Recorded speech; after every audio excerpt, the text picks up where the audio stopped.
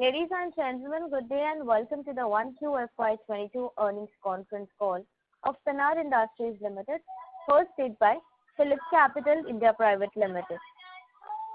As a reminder, all participant lines will be in the listen-only mode, and there will be an opportunity for you to ask questions after the presentation concludes.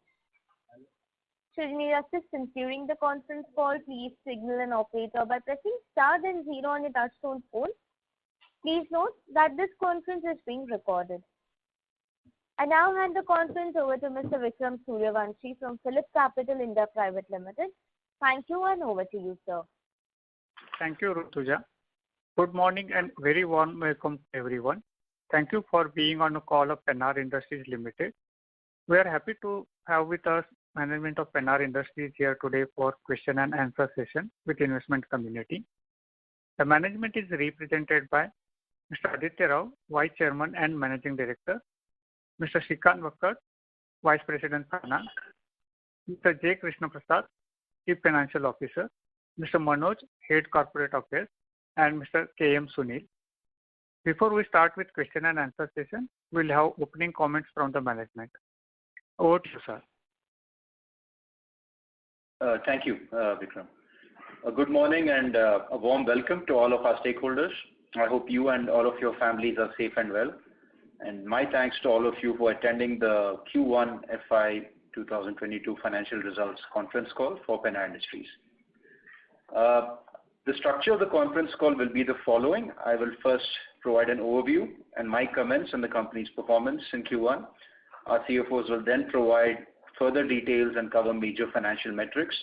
Post this initial summary, we will then take calls from our stakeholders and answer their questions. Penar Industries had consolidated net sales of 488.28 crores for the first quarter of FY 2022. The consolidated PBT in Q1 was INR 9.03 crores, and the cash PAT, which is defined as our PAT plus the depreciation, was at INR 19.27 crores. Our annualized growth for the quarter was 15.5%. I will now speak on the three aspects we continually cover on our conference calls: profitability, liquidity, and growth. Q1 saw us achieve the PBT and capital efficiency targets that we had set for ourselves. We were at 3 crores per month as an average PBT, and that PBT number has substantially improved in Q2. We have a financial year PBT target that is substantially in excess of our current PBT, and we are well on track to achieve these numbers. Currently, we do not anticipate any margin pressures or declines in our PBT over the next few quarters. Consequently, we are very confident that Q2 PBT will be substantially stronger than Q1 PBT. Moving on to liquidity, we continue to target 75 days in terms of our cash-to-cash cycle or working capital cycle for the company. Currently, we are at around 100 days. Now, we had promised substantial progress on this from last time, and we have had progress in reduction of our current assets as a percentage of our revenue. However, because our accounts payable number also went down, the working capital did not move that much. That being said, we are quite confident that we will reach the 75 days target over the course of this year. And the excess working capital we are using will be liquidated, again, as I said, over the course of this financial year itself. And we will continue to make quarter-on-quarter improvements. Moving to growth, our BIW plant in Chennai has started commercial operations in late Q2, and they will become PBT positive in Q3. We believe this vertical is scalable and it's an important growth vector for our PBT going forward. Our metal buildings plant in Tennessee in the US has built a very strong order book and will become a very good contributor to PBT in late Q2 and Q3. Also, our CDW tube sales in the US, which are carried out by our US subsidiary, are also scaling well. And that business unit has already achieved positive PBT, in fact, ahead of schedule. For each revenue vertical that we have drafted a growth plan. We have identified key long-term opportunities, and we are confident that we will deliver consistent and sustainable PBT growth over the next few quarters. In conclusion, we are focusing a lot on our medium and long-term growth drivers. Over the medium and long term, our focus will continue to be on these three metrics: sustainable profitability, appropriate use of working capital, and ensuring that there's adequate liquidity. And lastly, ensuring that we have a sustainable growth plan for all of our business. We are confident we will have a very strong financial year 2022 and deliver growth quarter on quarter in this financial year. On that note, I will hand the call over to our financial controllers, Mr. Shrikant Bakkad and Mr. Krishna Prasad, for their brief on our quarter one performance. Good morning, sir. I just take you through the financial numbers for the current quarter. Current quarter, we have seen a net sales of 488.31 crores. In terms of EBITDA, we are at 40.09 crores, which is 8.21% in terms of total percentage of the net sales.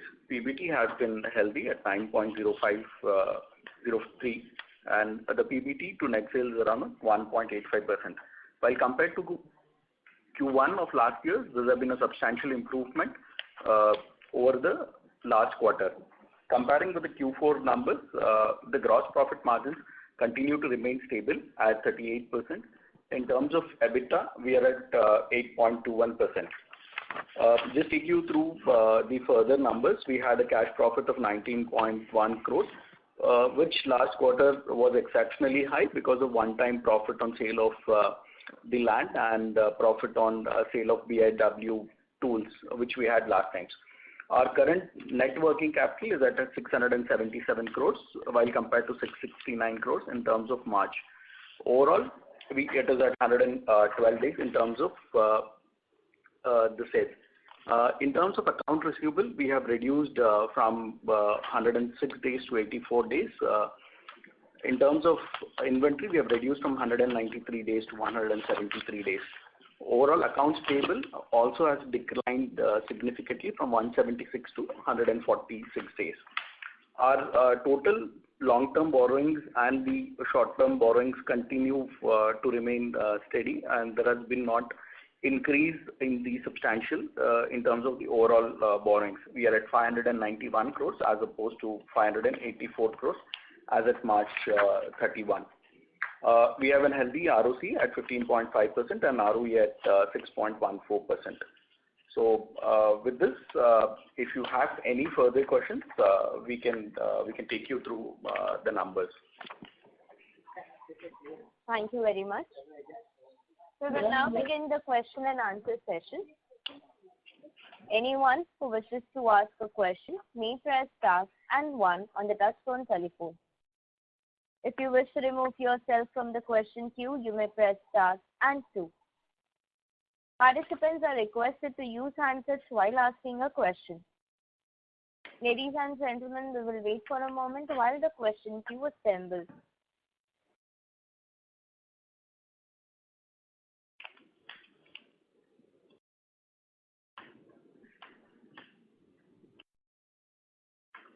Participants, to ask a question, please press star and 1.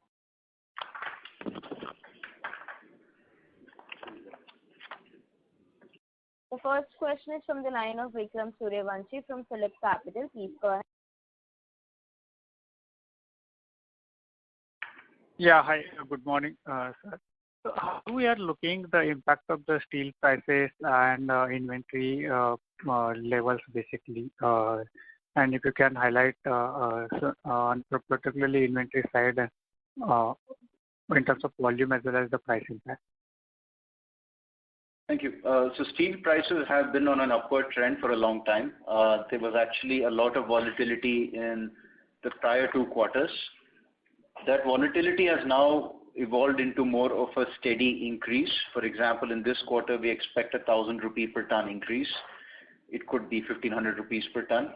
So our focus is to ensure that there's not that much volatility. Whatever the steel prices, we ensure we manage that the prices we give and the payment terms we give to our customers are at a certain percentage, ROAS are at a certain percentage contribution. So I wouldn't go so far as to say we're immune to steel prices, but what we don't like is volatility. Sudden rises and sudden falls represent challenges. I think there are sudden or massive rises and falls is behind us.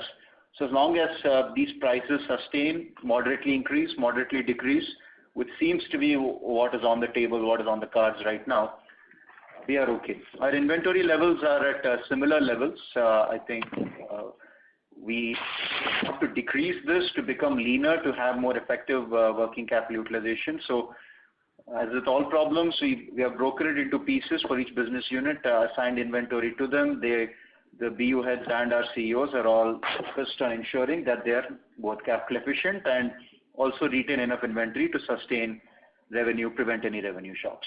So we are quite comfortable with our positioning right now from a steel price point of view and our inventory holding. And this BIW plant, which we are started in Chennai, how is the scalability of that business, and what are we structurally looking that that business itself can be sizable business, or if you can give some highlight in terms of opportunities and scalability of that business, can we replicate in other location, kind of such opportunity? So I think we have made a beginning in that business unit. Our current customers in that business unit are Stellantis, one of the top 4 auto companies globally. The vast entirety of our production is export oriented for that plant. Growth verticals exist, growth capacities exist in that. We are adding Hyundai very soon as a customer as well. So I think building up the order book, which is already full for the next 2 years, increasing capacity steadily will be the course we will take. But yeah, the addressable markets are very, very huge in that business. So we can continue to scale that vertical, and the reason we set it up is to ensure that we can create a high growth and also high ROC, high margin vertical for ourselves in the automotive space. So yeah, we see good things ahead, but I think let us commission the plant, let us start scaling up, we expect profitability for that business unit in the next quarter itself. And I think once we have done that, we will present a long-term growth plan for that business. But right now, all systems are looking green, everything's looking good, and we are quite optimistic. Understood. Yeah, I think we'll go back to the queues, and I will come back. Yeah, thank you, sir. Thank you. Thank you. Participants who wishes to ask a question, please press star and 1. The next question is from the line of Vinit Jain from Rank Investment. Please go ahead.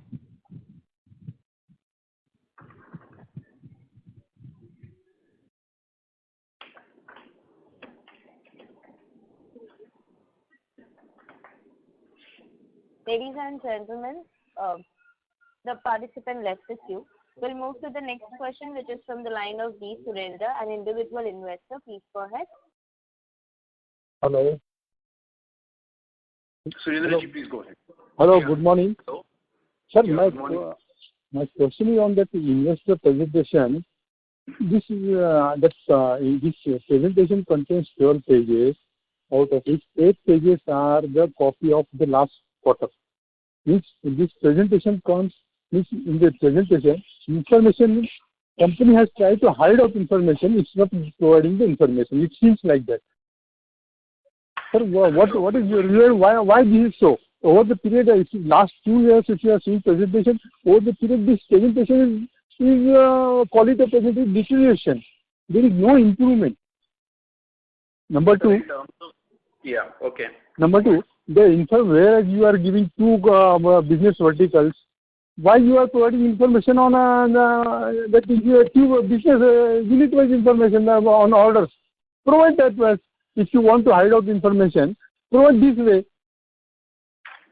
Sir, I am a shareholder of this company last 25 to 30 years. I am following this company last 30 years, and I find that this company, this information providing, whatever information you are doing, these are the now a deterioration. When the chairman was there, the information was very good. Over the period, now this information is like a fishy information, foolishing the investors. I am straightway talking to you. Okay, sir. We will Sir, what I request is that if you have specific concerns about what information you would want, we will try to incorporate that. No. Information we want, information you want, where are your units are there, where the units are there, like the tubes or whatever, solar or whatever information. That information was sales information or whatever. You should provide like this. You are providing one type of information, custom diversity in one way and other way. Does not give any information to other investors. You would like to know the locations of our plants? No, location of plant, I don't know. We have location of plant. We want the information of sales of the tubes wise, whatever your then there's a solar or whatever other information is there, that components or other whatever new divisions you are incorporated, what is their sales, what is their performance, what are the orders. But this is not happening. You would want a vertical-wise breakup Yes. of the information? Yes, in the presentation itself. Okay. We have a certain revenue attribution we follow. We have many revenue verticals. No, I understand you have got 25, 50, 100 verticals, I understand. But with those verticals who are contributing more than 10% of the revenue, you should provide the information. Rest you keep it the other ones from other verticals. Rename it as other verticals. Yeah. So what we will do, Surendraji, is your point is understood. Why don't we review? I will review it internally with our governance team with SEBI regulations as well. Where is the SEBI regulations are coming in between? I don't understand, sir. Sir, you would have to let me speak. If you just want to speak, you can. Yes, I understand. I am hearing, sir. Tell me. Yeah. What I'm saying is that you have made a request. We have understood the request. We will review it and we will get back to you. Okay. Sir, one more question is on our credit rating report. Is there any credit rating report we have? Yes, sir. Can you, sir, upload in the system? It is there on the web page of the CARE rating, sir, and it can be publicly viewed also. If you just type in the Google PENAR credit rating, you will get the report. It is publicly available report, and the CARE rating declares its report, which is available for everyone to view. Okay, sir. Thank you. Thank you. Thank you. Participants who wishes to ask a question, please press star and 1. The next question is from the line of Dilip Sahu, an individual investor. Please go ahead. Yeah. Hi, Aditya. Can you hear me? Yes, Dilipji. Go ahead, please. Yeah. So before I ask my questions, just to echo the sentiment of the earlier, I was asking questions. I really feel that while the intention is to give a lot of data, the comprehensibility of the data can definitely improve. Considering the fact that we are a reasonably complex company, considering the size of the business. So yes, so what exactly we would like to see in the presentation is what are the key business contributors, what has been their performance on the quarter, and what is the trend, plus the initiatives you are taking for the key pivotal strategy points. I think those things are, missing, or maybe as an investor, a lay investor, I'm not able to, see the presentation. And then there's a lot of repetition of the slides for people like me who are invested for long.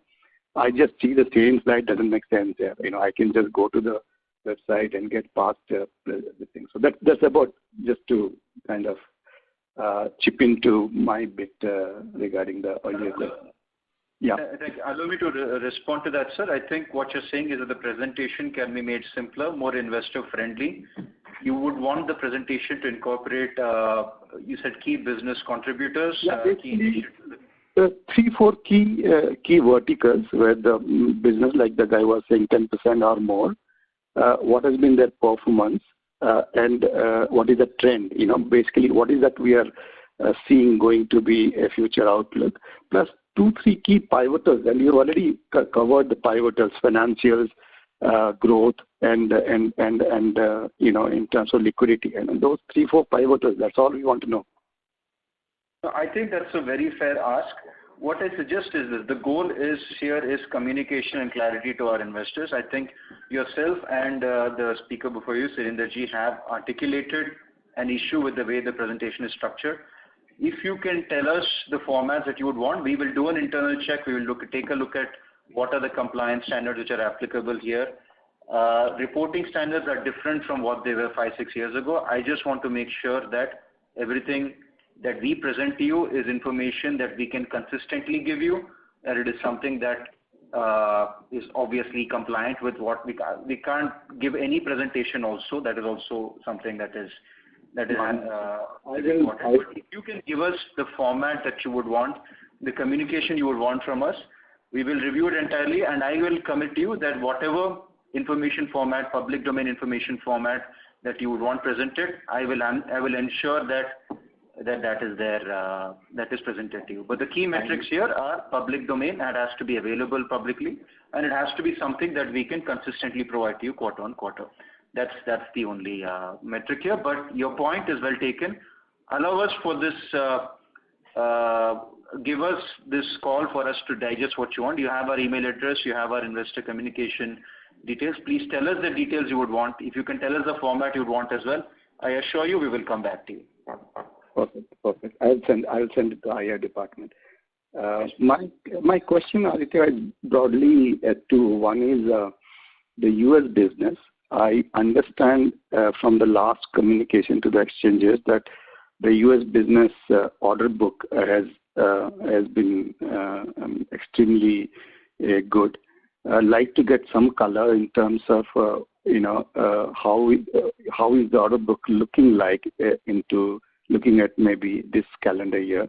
Are we going to get a 50 crore kind of a run rate by end of this year, or whatever the run rate that you think we will be? So that is one. The second question is regarding the net debt has gone up to 500 odd crores. That's as per the presentation. So just wanted to know, our objective has been to reduce the cost of finance cost to 3.5% or lesser of the revenue. So what is that? Okay, if you can tell me what is the reason for this increase in net debt to 503 crores. And the third question is, is regarding the gross margin. We have been told that the pass on of any increase in raw material is pretty much weekly. So what is the reason for the drop in the gross margin? Is it because of the lag effect, and when it's going to, and at what level it's going to stabilize? Yeah, that's all. Let me break up the questions, sir. The first question was on the US business, the traction we are seeing and what we expect. The next question was regarding our net debt and the corresponding interest cost as a percentage of gross sales and how we see that evolving. And your third question was on gross margin. So we'll take this up one by one. Our US business is now comprised of our metal building sales there, which is carried out by Ascent. Our tube sales, CDW tube sales there, which is carried out by PGM, and our hydraulic and engineering services sales. All four of these verticals are very well poised for growth. They have all grown over the last couple of quarters as well, and we expect further growth in this business. The order book that you speak of pertains to Ascent, and it has gotten stronger since the last time the press note that we had sent out. The plant has just started operations, and we are very confident that all of these initiatives start contributing to our PBT very, very quickly. So I am hesitant to provide the numbers to you per se, but when you said 50 crore, did you mean I can guide you around that? Did you mean 50 crore in terms of? This particularly the Ascent business is only, I think, 6 months old.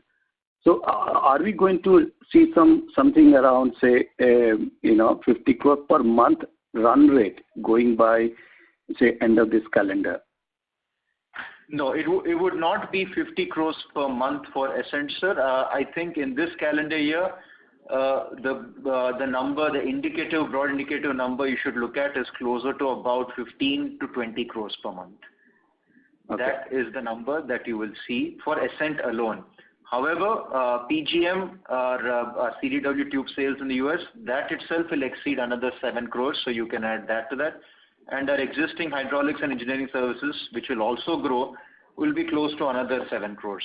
So overall, you can expect something approaching 30 crores per month plus in that business vertical over the next few quarters. And we will definitely achieve that in this financial year on a monthly run rate basis.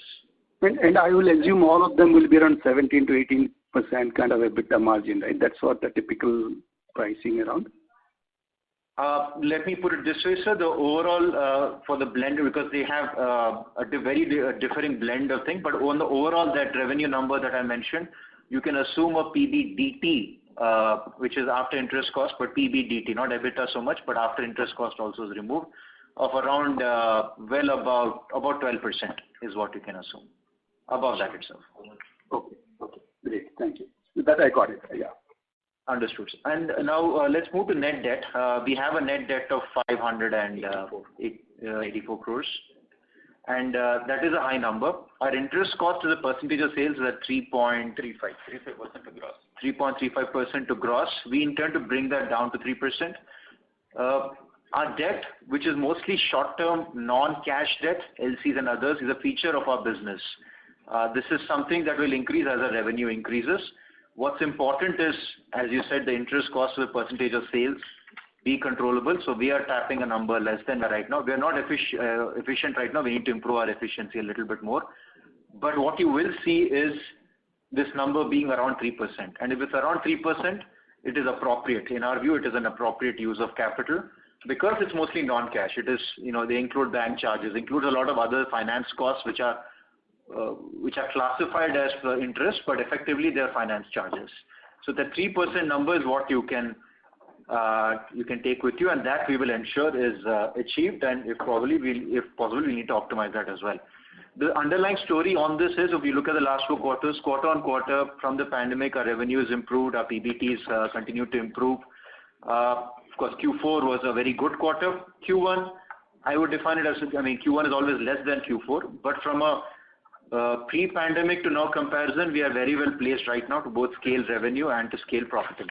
I do believe that this year will be a very good year for us from a profit point of view. So with that backdrop in mind, I think net debt, since it is mostly the vast majority, 80% of it plus is non-cash,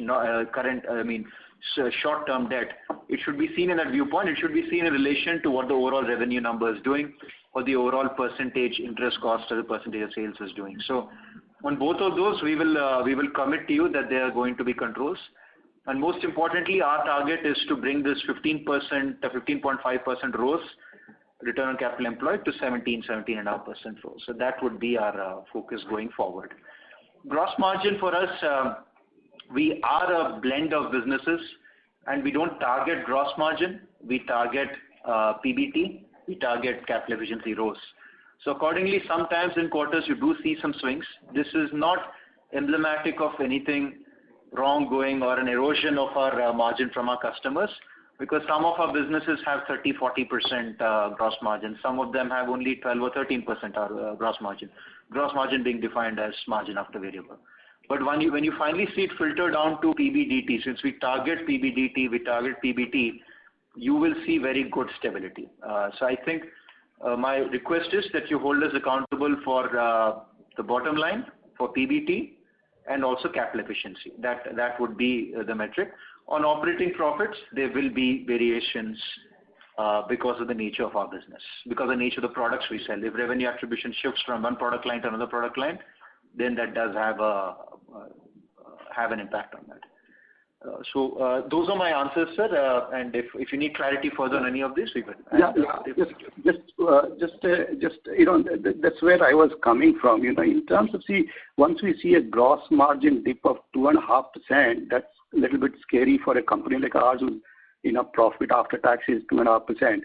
And so that's why giving details about the individual businesses takes away those apprehensions that where are we really going? Because if you see the gross margin of 19-20, which is around 40-odd%, coming down to 38-odd%, means there's a 2% dip in gross margin, 2% fat. We look at the numbers you're comparing, sir, but I would also request my CFOs to chime in on this. But if you're comparing the first quarter of this financial year, which is what the conference call is covering today, if you compare that to the fourth quarter, it's about a 0.6% swing, which is very natural. Is that what you're comparing, the quarter one versus quarter two? I am seeing this presentation. I don't know what is the slide number.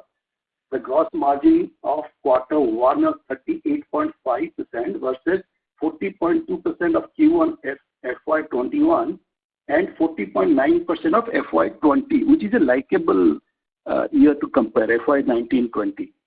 So if you really look at 40.9, 40.2 versus 38.5, that's where I'm coming from.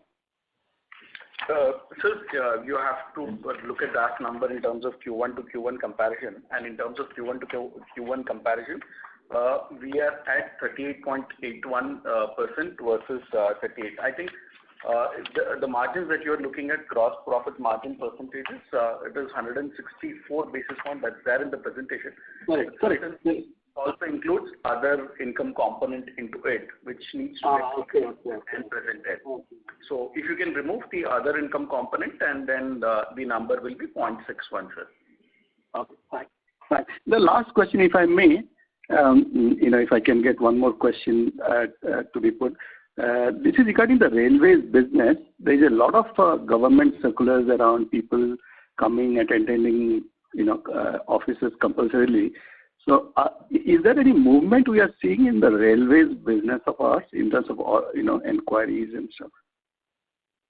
So, railways continues to be a little bit of a black box. Our railways vertical continues to be a little bit of a black box. As I mentioned, the last 2 quarters, we are not able to give you any guidance on that right now.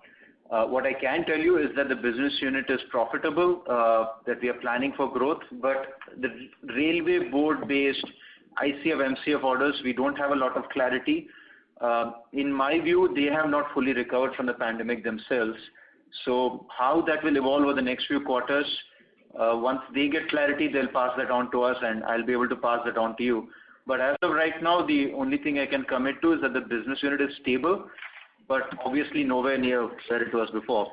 But frankly, neither our growth story nor our PBT depends very heavily on that business vertical right now. If that revenue comes back, that's fantastic. It will be a big boost to us. But even if it doesn't, the numbers which we are committing to you, PBT growth quarter on quarter, capital efficiency growth quarter on quarter, those will persist. But as of right now, railways alone, we are hard at work building a long-term strategy on that. But once that is crafted, I'll send it to you. Our existing revenue streams, ICF, MCF, we honestly have no clarity right now. Sure. Because, this number, 140 crores, is pretty much static for a long time. I was just wondering, we are not getting orders as well as we are not billing the pending orders. That's what I was, my question was. Good question, sir. So, I assume you're saying 140 crores order book. So what's happening is we are invoicing the same amount, we are booking the same amount, which is around 10 to 12 crores per month, range bound almost. So it's not less than that. It's not, it's not more than that also. So that's why it's more or less in that, around that 140 number. But what I can tell you is that the business unit, the CEO of that, Mr. Dayasagar, is someone with decades of experience in this industry. We are ramping up our export orders for that business.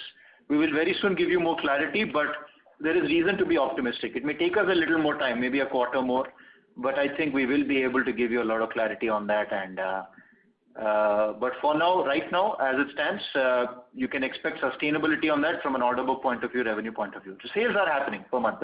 So the order book is not static because no sales are happening and no order booking is happening. It's static because the order booking and the revenue is matching. That's the... Yeah. Thanks, Aditya. Really appreciate your candid answers, and I will come back to your IR department on the expectations. We would appreciate that. Please do tell us the specific communication clarity formats you would want, and we will absolutely do our best. Our goal is to communicate clearly, and we will make sure that happens. So thank you so much for your questions. Thank you. Thank you. Participants, to ask a question, please press star and 1.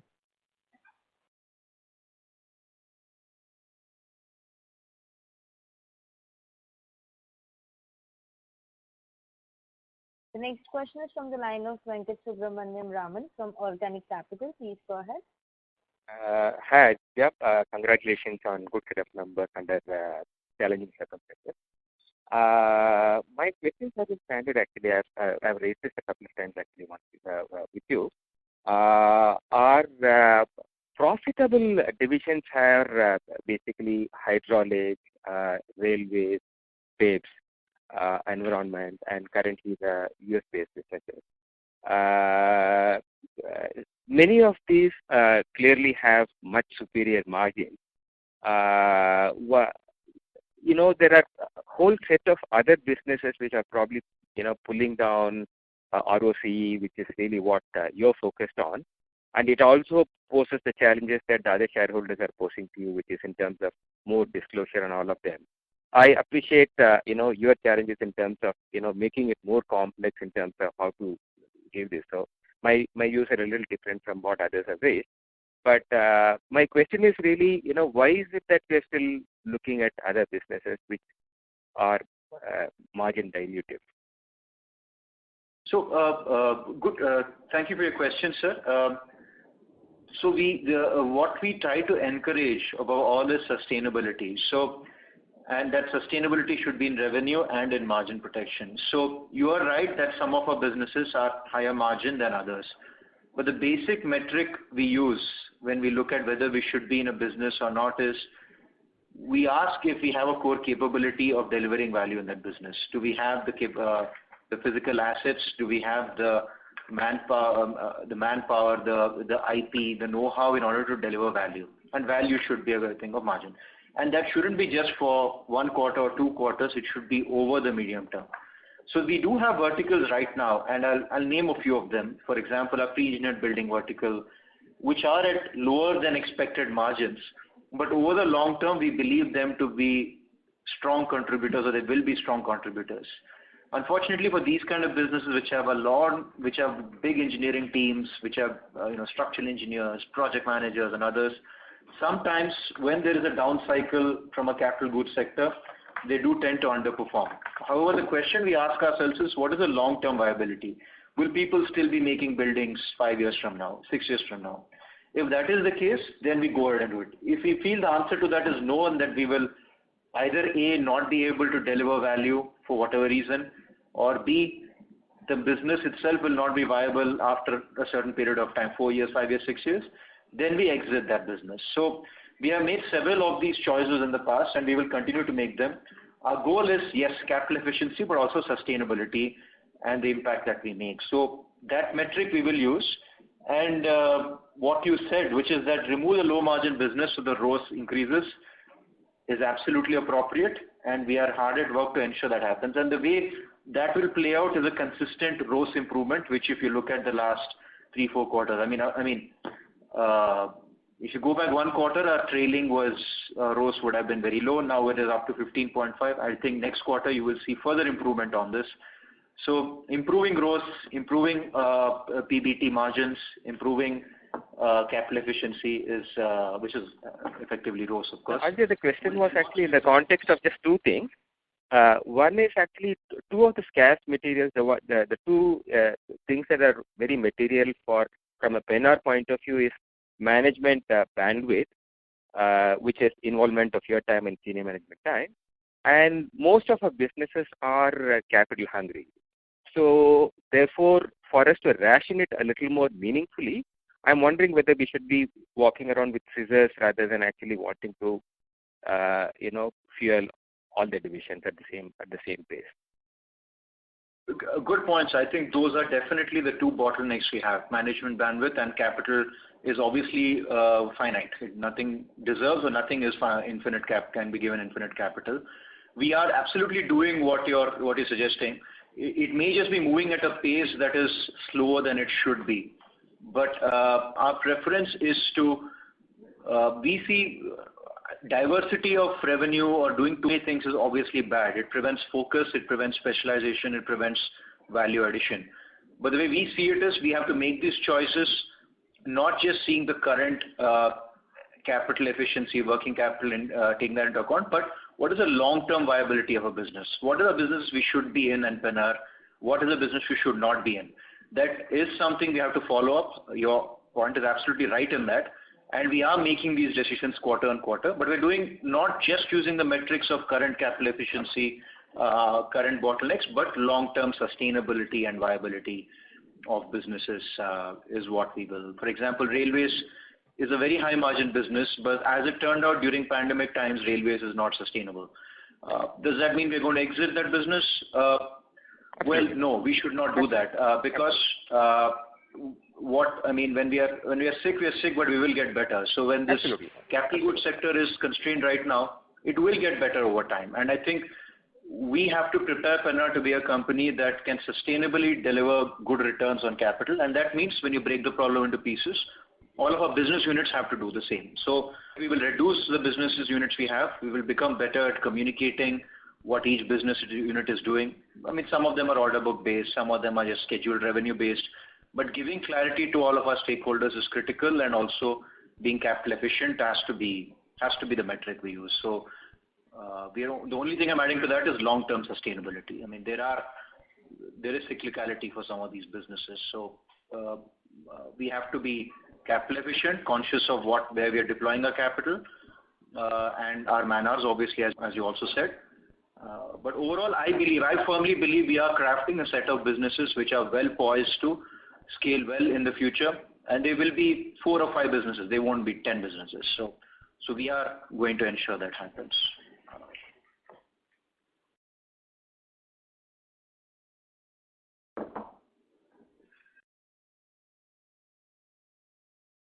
Says Subramaniam ji or the operator, can you hear us? Yes, sir, we can hear us. Mr. Raman, can you hear us, sir?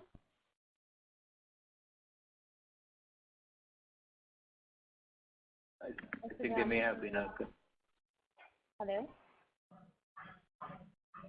There is no response from the line.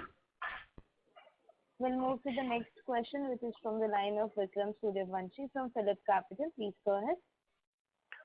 Sir, just wanted to cross-check what I heard. Can you share the gross debt and cash balance number?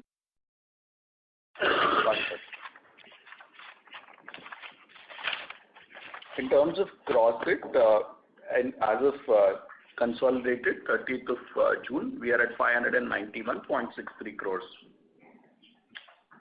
Okay, and cash balance would be around? Cash balance will be close to around 55 crores. Okay, that is more or less. And next question is regarding this outlook on PEBS business as well as this solar kind of thing, the way government is promoting renewable energy sources and Atmanirbhar Bharat, particularly looking at this solar panel manufacturing also. So how that is shaping up in terms of opportunity for solar business? And second, on your outlook and margin profile on PEBS broadly.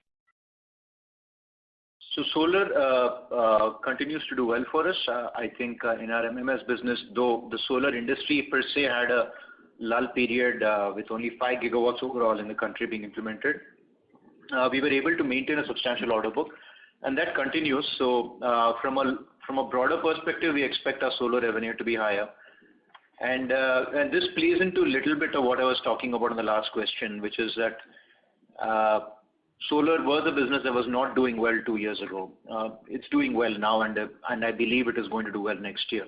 So we need to evolve a framework where we look at these as long-term opportunities, understand that there will be cyclicality sometimes in some of these business verticals, and then depend on the other business verticals to bear the load, so to speak, when there is cyclicality. If we do this and we have, I don't like using this word, but if we have that diversity in revenue streams, diversity in profitability, what it does do is ensure that we don't have a sudden crash in profitability. It ensures that our capital efficiency holds up, because these are volatile industries. Solar will have an up cycle, it will have a down cycle. Automotive will have an up cycle, will have a down cycle. I think we need to structure ourselves in a manner so that we can ensure that solar, will it be there 5 years from now? Yes, I believe so. I think solar is a long way to go. So we will continue to have our capabilities, invest in our capabilities in this business. But as of right now, solar looks quite strong, and this year and next year we are projecting growth. For PEB as well, a lot of the same argument stands. The capital goods sector has not been doing very, very well, but over the last 3-4 months, there's been a fair amount of recovery. Our order books have been growing continuously. in PET over the last couple of months, and the revenue has scaled up. The business unit is obviously profitable. I think with what we have, our own projections for that business unit, I think quarter-on-quarter improvement will definitely be there. And once there is a broad-based recovery in the Indian economy, which is not just the commodity companies doing well, but engineering, process industries, everyone doing a lot better, going in for expansion, as they seem to be right now, then PET will tick up. I don't see it in any way not ticking up. But even right now, it's profitable and focusing on improving revenue and growth and scale. And Q2 is for the overall company and for PET is far stronger than Q1. So, yeah. And in terms of EBITDA margin for PEBS, are we at a healthy level or we are still below like a sustainable level and there could be a recovery coming forward? The EBITDA margin and the PBDT margin and even the PBT margin for PEBS will continue to grow. As of right now, it is in low single digits, the PBDT. We expect it to scale very soon. It is ultimately a scale impact. The gross margins are very healthy, high double digits. But once our order book continues to grow, once we convert a lot of that into revenue, then we'll hit the higher PBDT numbers from a percentage point of view. Got it. I think that was helpful, sir. Thank you. Thanks, sir. Thank you. Ladies and gentlemen, as this was the last question for today, I would now like to hand the conference over to the management for closing comments. Thank you to all our stakeholders. We have taken the feedback that we have received on this call. The questions covered steel prices, our US investments, and also our net debt and interest cost, and how we improve capital efficiency, how we improve margins.